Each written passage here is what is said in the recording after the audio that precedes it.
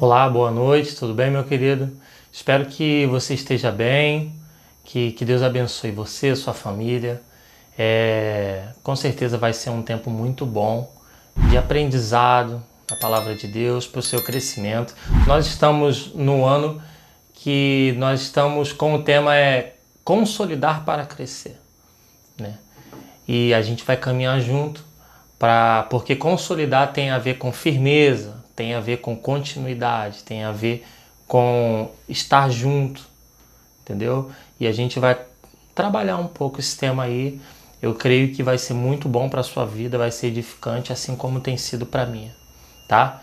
Já queria convidar você para um dos nossos cultos. Nós temos culto às 9 da manhã, aqui na nossa igreja, no domingo. Também nós temos no mesmo dia uma celebração à noite, às 18 horas. Você está convidado, pode trazer sua família. Você vai ser muito bem-vindo aqui, tá? Também temos as nossas programações a quarta-feira, às quartas-feiras, né? Às 19h30. Você também é convidado.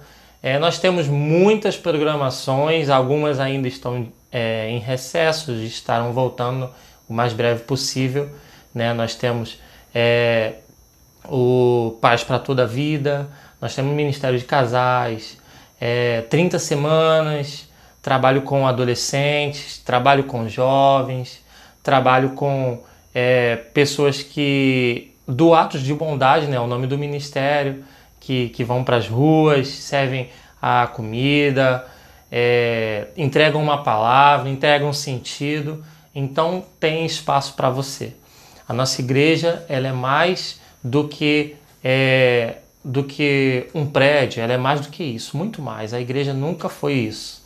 A igreja, ela é uma família e nós somos uma família para pertencer. Você é convidado para estar em uma de nossas reuniões, para estar celebrando e adorando a Deus junto com a gente, tá bom? Se você procura resposta, então esse é o seu lugar, porque aqui está todo mundo procurando resposta, porque tem muita gente com dúvida e eu sou um desses, tá bom? Mas eu conheci Jesus dessa forma, chegando desse jeito. Então você é convidado para estar com a gente, tá? Então, como a gente falou aqui, estamos no ano que a gente está estudando consolidar para crescer. Você tem mais ou menos uma ideia do que é consolidar, né? Tornar firme, tornar algo mais engessado, mais firme na rocha. A gente usa muito esse termo, né? Porque a própria Bíblia fala sobre a casa construída sobre a rocha. Então, nós estamos estudando esse tema, tá bom? Eu peguei aqui um versículo para trabalhar com você como base, né? Fica lá em Salmo 119. Quem escreveu esse salmo foi Davi. E diz assim: como pode o jovem manter a sua vida limpa e pura, vigiando seus passos de acordo com a sua palavra? O próprio versículo, o Davi, ele mesmo faz uma pergunta e no mesmo versículo ele entrega a resposta. Como pode o jovem manter sua vida limpa e pura, vigiando seus passos de acordo com a sua palavra? Então, se a gente fala consolidar para crescer, a gente está falando sobre maturidade também. Porque se você pega alguém imaturo e entrega uma grande responsabilidade para ele, e ele não sabe lidar com aquilo, rapidamente aquilo vai cair. Então, é assim também no reino de Deus. Nós temos que ter maturidade. Por quê? Porque a obra, ela é gigantesca, a gente sabe disso. O trabalho, ele é sempre em excesso. É prazeroso, mas com certeza é muito trabalho. Então, quando a gente fala consolidar, a gente fala, torne isso firme. Essa fé que você tem, torne isso firme. A Bíblia diz, a fé vem pelo ouvir a palavra de Deus. Então, às vezes a gente precisa ouvir mais de uma vez a mesma passagem para que aquilo vá aumentando a nossa fé, aumentando a nossa fé. Se você já se cansou de ler a Bíblia, então você não entendeu ainda um relacionamento com o autor. Porque a Bíblia, ela é mais do que isso. E a gente vai falar um pouquinho disso mais para frente. Então, maturidade, os pilares da maturidade cristã: oração, intimidade, relacionamento. Leitura da palavra. conhecimento sobre o autor. Perceba que eu não falei aqui conhecimento da história. Não, eu falei conhecimento sobre o autor. Relacionamento. Tá? Jejum, sacrifício para estar conectado a Deus. É quando você abre mão de algo que você gosta muito ou de um tempo que você precisa, que você faz alguma coisa para estar naquele período com mais intensidade buscando a presença de Deus. Com essas três coisas eu acredito que você alcança a maturidade. A maturidade não é um estalar de Deus. A maturidade é algo que brota de dentro do coração. É quando você passa por uma circunstância, mas você não se abala, porque você sabe que se ele fez uma vez, ele vai fazer de novo. Ele é bom. Então você, por mais que esteja passando por algum desequilíbrio, você sabe que ele continua sendo bom. Isso é maturidade. E a gente vai ver como que isso é despertado. Mas eu queria ler de novo com você, olha só. Primeira parte do versículo. Como pode o jovem manter sua vida limpa e pura? E aqui eu separei limpeza e pureza. Por que será que ele usa esses dois termos? Né? As primeiras vezes que eu li isso, eu passava despercebido, achando mais ou menos a mesma coisa. Só que não. Limpeza é o seguinte. Limpeza, no dicionário, significa livre da sujeira.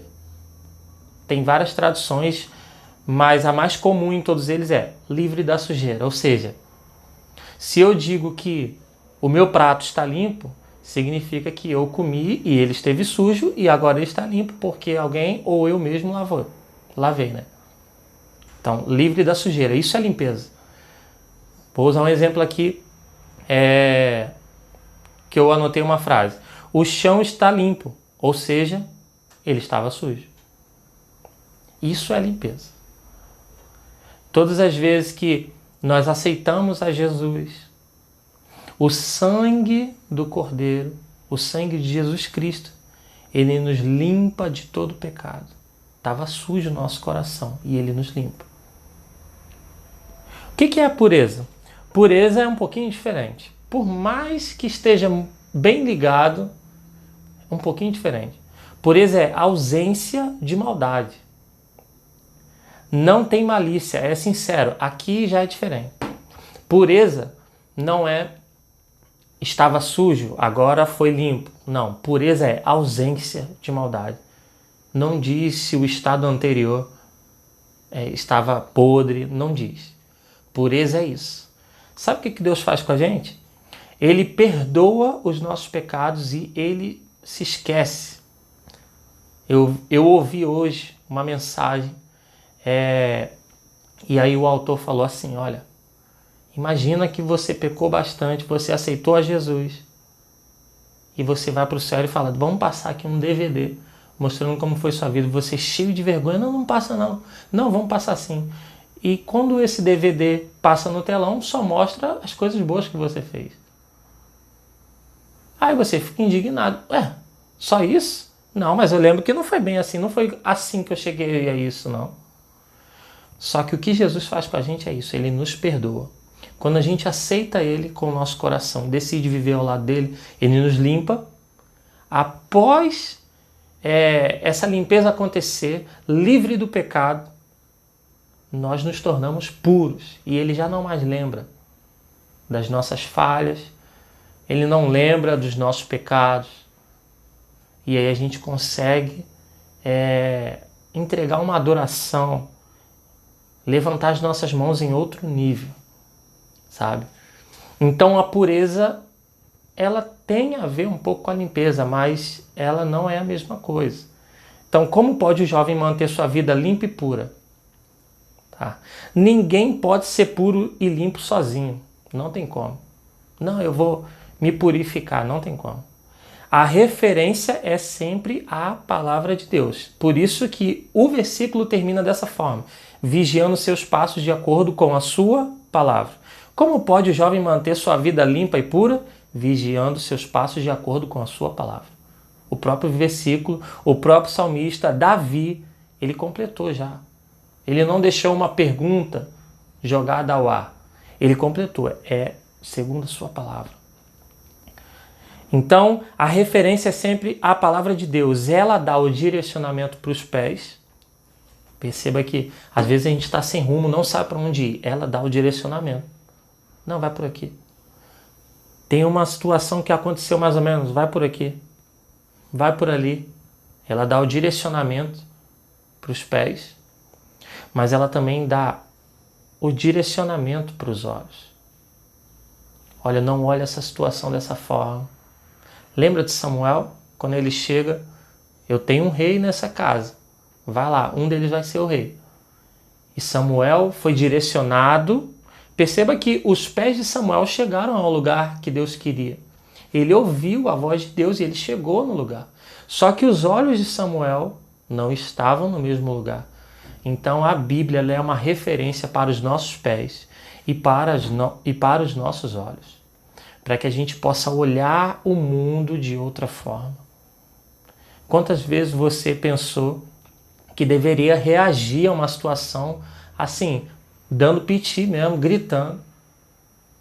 E aí você, depois de ter lido a Bíblia, depois de ter conversado com Deus, você falou, vou resolver de outra forma. Quantas vezes isso aconteceu?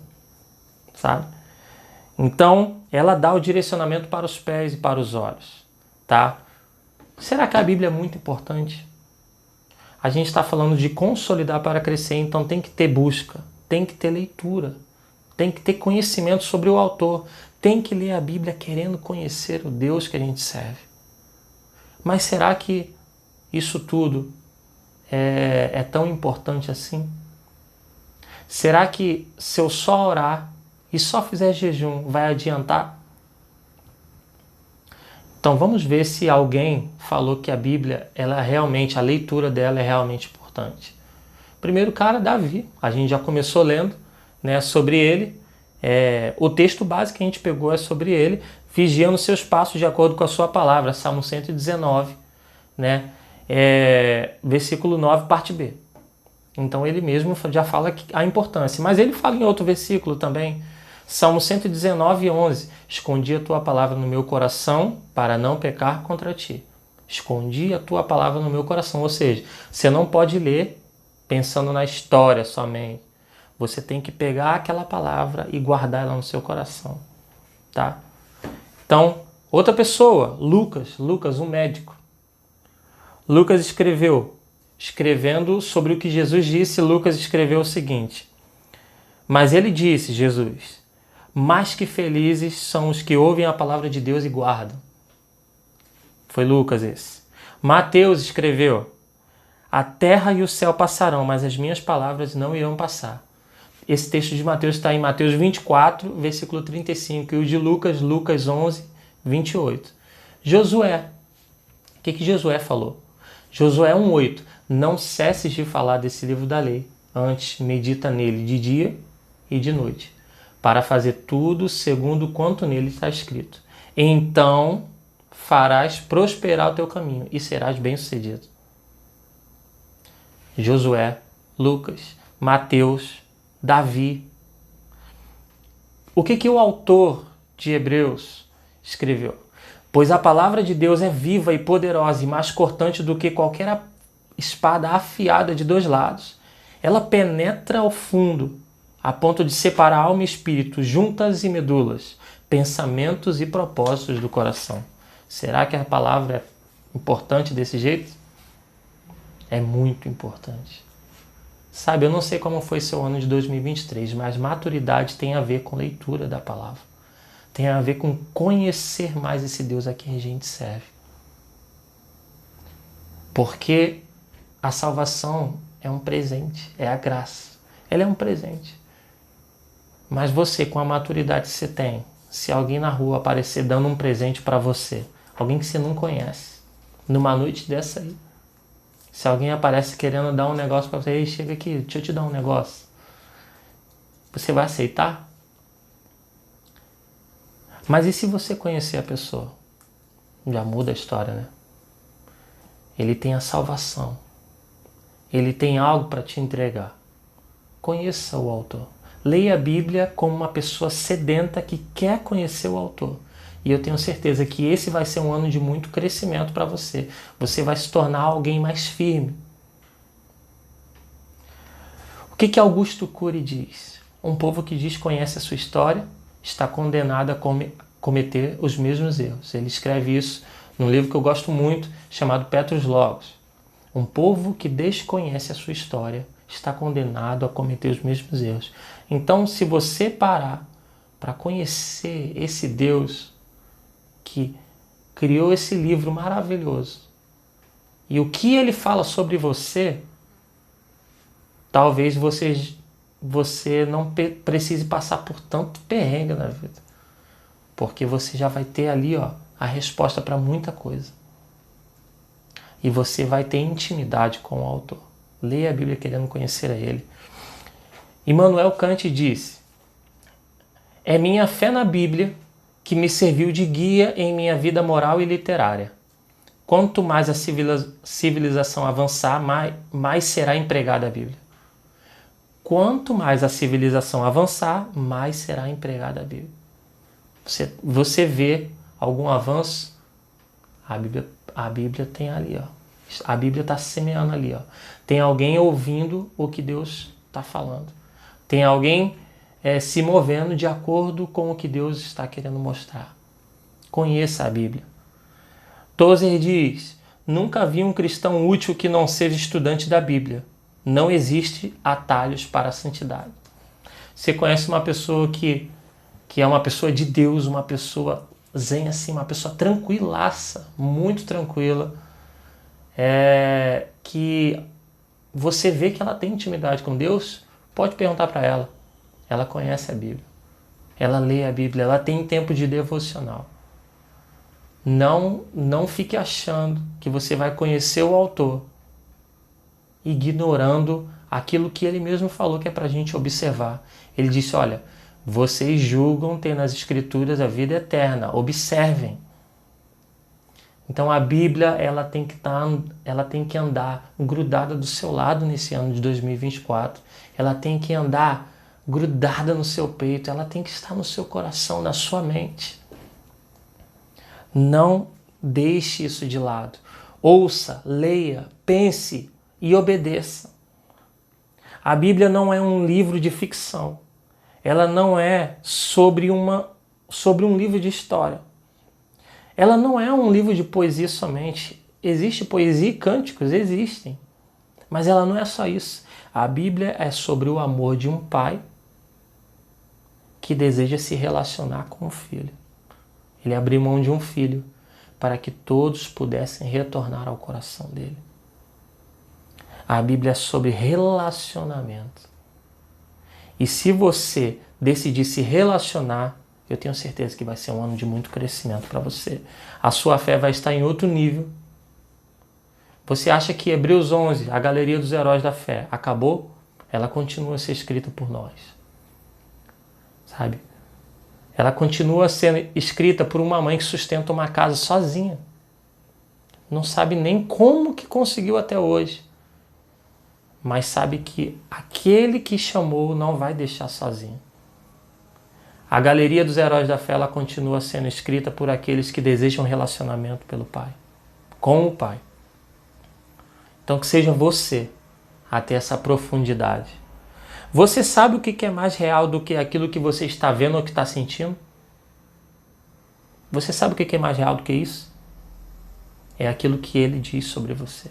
Talvez você esteja olhando para você, dentro de você, você fale: poxa, mas eu estou tão longe do que o que Deus quer para a minha vida. Eu estou tão distante dos caminhos de Deus. Só que o que ele diz sobre você é geração eleita. Ele diz que você é amado. Ele diz que você é escolhido. Ele diz que ele te planejou antes do seu nascimento. Se você ler em Salmos 129, você vai ver isso. Ele planejou você antes de você nascer. E deixa eu te falar sobre o ministério, ele te chama. Se você ler Jeremias 1, você vai ver lá: antes do ventre materno, eu te constituí profeta às nações. Eu te chamei. Só que se você ignorar a palavra, Como que você vai ter acesso a isso tudo? Chega de ignorar a Bíblia. Comece a ler ela para conhecer mais o autor. Eu sei que vai ser um ano de muito crescimento para a sua vida. Ele vai se manifestar de formas sobrenaturais. E ainda que possa parecer faltar alguma coisa, pode ficar tranquilo que ele continua sendo Jeová Jireh. Ele é provedor. Então, eu espero que essa palavra possa ter entrado dentro do seu coração. Tenha um relacionamento com Deus. Entregue os momentos com Ele. Vai ler a Bíblia, pare e olhe e fale: Senhor, eu preciso te conhecer e dentro desse texto eu preciso saber o que eu preciso mudar para estar mais conectado com o Senhor. A Bíblia é sobre conexão. A Bíblia é sobre relacionamento de um pai com o filho. O sacrifício ele já fez. Mas você precisa abrir mão de algumas coisas para ter mais acesso ao coração do Pai. Tá bom? Então que Deus te abençoe. Como eu disse, você é convidado para estar em nossa igreja. Que você seja muito usado para abençoar pessoas aqui. Que você possa se sentir à vontade, se você não é dessa casa, para nos visitar, trazer sua criança. Nós temos Reino Kids, nós temos muitas programações, tá bom? Fique com Deus, uma ótima noite e é isso aí.